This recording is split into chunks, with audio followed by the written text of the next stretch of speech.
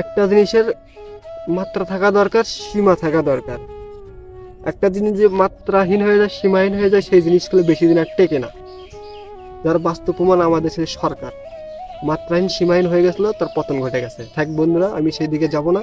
আমি যে বিষয়ে কথা বলতে আসছি সেই বিষয়ে আজকে কথা বলি। আমি যে বিষয় নিয়ে কথা বলবো সেই বিষয়টা হলো এই বন্যা কবলিত মানুষদের যারা ত্রাণ নিতে যাইতেছে, এই ত্রাণগুলো ডাকাতি করতেছে। এই বন্যা কবলিত মানুষের অর্থ সম্পদ গরু বছর যা আছে সব এই ডাকাতি করতেছে ডাকাতেরা। এই ডাকাতির সীমা অতিরিক্ত হয়ে গেছে, মাত্রা অতিরিক্ত হয়ে গেছে। মানুষ তো ডাকাত দিনের বেলা করে, রাতের বেলা করে। এরা ডাকাত শিডিউল দিয়ে করতেছে, কয়ে ডাকে হাঁকে ডাকাতি করতেছে এরা। কুমিল্লা ফেনী দেখুন, প্রথম যখন পানি আসে, পানির অবস্থা তো খারাপই, ওইদিকে ডাকাতি করতেছে করতেছে, এদিকে লক্ষ্মীপুর নোয়াখালী এদিকে দিনের বেলা ডাকাতি করতেছে ডাকাতেরা, কয়ে বলে ডাকাতি করতেছে। আরে ভাই, তোরা যে ডাকাতিগুলো করতেছিস, এই যে যারা ত্রাণে যাইতেছে, তারা যে ত্রাণগুলো 100 পরিবারকে দিলে হয়, তোরা যে ডাকাতিগুলো করতেছিস, তোদের জন্য কি 100 পরিবার না খায় থাকতেছে না? 100 পরিবার লস হচ্ছে না, হতে হয়েছে না? এদের তোদের ডাকাতির ভয়ে অনেক ত্রাণদাতা ত্রাণ দিতে যাইতে ভয় করতেছে যাইতে। তোরা দেশের এই পরিস্থিতিতে আসে তো ডাকাতি করতেছিস। তোরা কিছুদিন আগে ডাকাত ছিলি না, এখনো ডাকাত তৈরি হয়ে গেছিস তোরা। এই ডাকাতি কিছুদিন আগে ছিল না বললেই চলে। এই বন্যার সময় এসে ডাকাতি হইতেছে বেশি। এই ডাকাতিগুলো করতেছে কারা? অবশ্য ওই স্থানীয় লোক বা আশেপাশের লোকজনই করতেছে। লক্ষ্মীপুরে যে ডাকাত, আমরা যাতে লক্ষ্মীপুরে ডাকাতি করবো না, অবশ্যই লক্ষ্মীপুরের ডাকাতেরা ডাকাতি করতেছে, নোয়াখালীর ডাকাতেরা ডাকাতি করতেছে। অনেক ভিডিওতে দেখতেছি অনেকেই ভিডিওতে সে কান্না করতেছে, ত্রাণ দিতে গিয়ে যায়, তাদের ট্রাক মালামাল সব ডাকাতি ডাকাতি ডাকাতি করে গেছে। এটা কোনো কথা?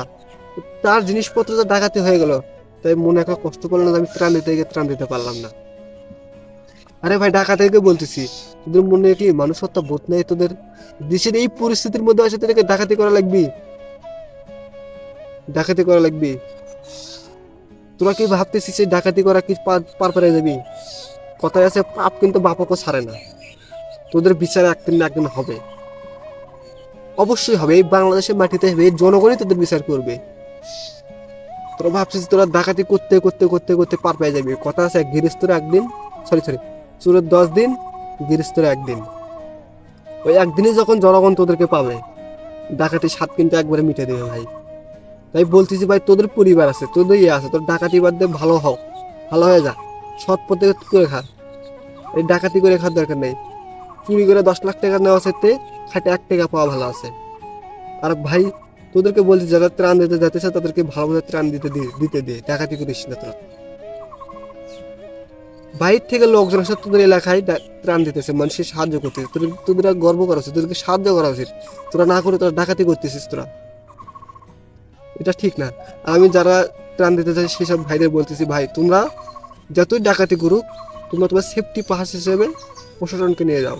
যে প্রয়োজন পড়া তোমরা দলবদ্ধ হয়ে যাও, ডাকাতকে ফাঁদ পাতে ধরো, তোমরা ধরে ওই এলাকাতে ডাকাত নির্মূল করো, যাতে অন্যজন ত্রাণ দিতে আসে যেন এই ডাকাতি কবলে না হয়। এই ডাকাতি যে করতেছে, সে খুব ভালো ভালো কথা বলতেছে, যাই ত্রাণ দিতে আসতেছিল, তোমাদের বদনাম হইতেছে, দেশের বদনাম হইতেছে। এই ডাকাতিকে ধরা উচিত, দরকার পড়ে তোমরা টিম হয়ে ডাকাতকে ধরে ধরে প্রশাসনের হাতে তুলে দিয়ে ডাকাত নির্মূল করে দাও।